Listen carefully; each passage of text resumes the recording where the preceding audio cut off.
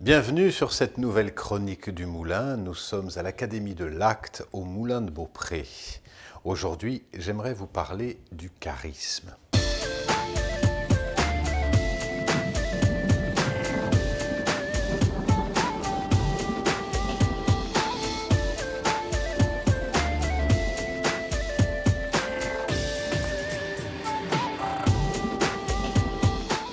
Quand j'étais enfant et que je regardais les films à la télé, j'aimais certains acteurs. Je pense à Jean Gabin, je pense à Noiret, je pense à Piccoli. Je me disais waouh, quel charisme! Et cette admiration vers les êtres charismatiques, ça m'a toujours accompagné. C'est étonnant parce qu'aujourd'hui, une partie de mon métier, c'est d'accompagner les managers, les dirigeants, les chefs d'entreprise, les porteurs de projets à développer leur charisme, conscient que la façon dont on va s'exposer, la façon dont on va communiquer, va être souvent aussi, si ce n'est plus importante que le fond de lui-même. Donc pour un chef d'entreprise, pour un manager, pour un porteur de projet, on a beau très bien connaître notre sujet, si on est incapable de le présenter, si on manque de charisme pour ça, le plus beau des trésors n'a de valeur que si on sait le transmettre.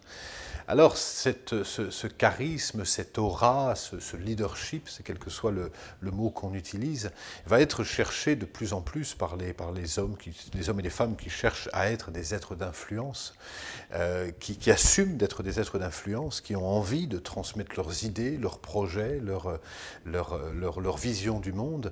Et je crois que c'est impossible de transmettre sa vision du monde si on n'est pas charismatique. Mais charismatique, qu'est-ce que ça veut dire?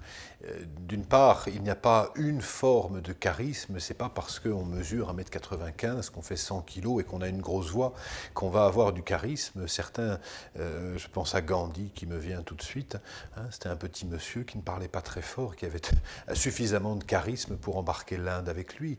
Je pense il y a autant d'êtres charismatiques, quelle que soit leur taille, quelle que soit leur voix. Hein, je me souviens de cette personne qui venait me voir en stage, qui avait une voix de tête, hein, qui avait une voix très aiguë et qui me disait mais moi je suis chef d'entreprise, je veux avoir plus de charisme. Et puis donc il forçait la voix pour dire mais ça marche pas comme ça le charisme, ça marche pas le charisme comme ça. La qualité commune à tous les êtres charismatiques, c'est l'authenticité. Si j'assume complètement ce que je suis, si je suis quelqu'un de très sanguin ou si je suis quelqu'un de très calme et que j'assume complètement ce que je suis, je vais déjà nourrir mon charisme.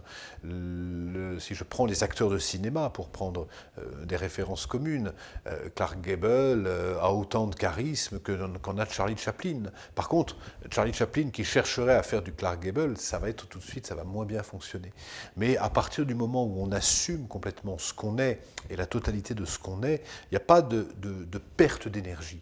Et si je devais définir le charisme, c'est une aptitude à concentrer notre énergie dans notre centre vital pour que cette énergie se diffuse aussi bien dans les paroles qu'on va prononcer que dans les actes qu'on va porter. Et quand cette énergie ne se diffuse pas parce qu'elle se dilue, parce qu'il y a des fuites d'énergie, c'est lié à quoi? C'est lié à la peur de ce que vont dire les gens.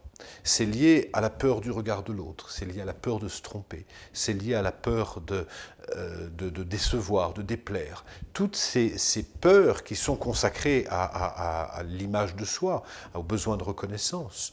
Donc j'en viens petit à petit à qu'est-ce qui va m'aider à développer mon charisme. Eh bien déjà se donner de la reconnaissance en se reconnaissant soi-même, en étant soi-même dans sa trinité, c'est-à-dire dans son corps physique, assumer complètement son corps, assumer complètement son cœur et permettre à son cœur de s'ouvrir. Je dis ça parce que pour moi les êtres les plus charismatiques sont ceux qui ont les cœurs ouverts. Alors, bien sûr, beaucoup de tyrans et de dictateurs étaient très charismatiques et avaient le cœur fermé, mais profondément, ceux qui vont embarquer vraiment sont ceux qui ont le cœur ouvert.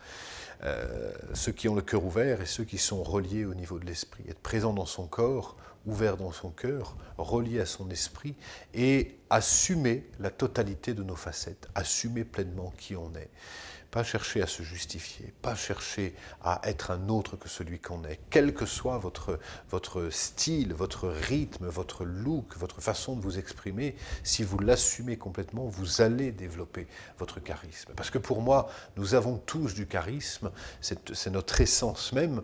Tous les enfants de 3 ans ont du charisme, et tous les enfants de 3 ans, quand j'étais au théâtre et qu'il y avait des scènes avec des enfants, j'ai pu voir à quel point les enfants avaient spontanément plus de présence que les adultes. Pourquoi? Parce qu'ils sont libérés du regard de l'autre, libérés de l'enjeu. Être libéré de l'enjeu, être libéré du regard de l'autre, et si c'était déjà ça, les premiers pas pour développer son charisme.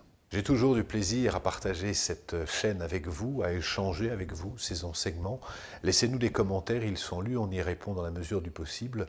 On, c'est mon équipe et moi, je pense à Romain qui réalise ces vidéos avec moi, à Delphine qui assure le suivi avec vous, qui répond à vos commentaires et nous faisons une belle équipe. Et c'est cette équipe qui vous souhaite une belle journée.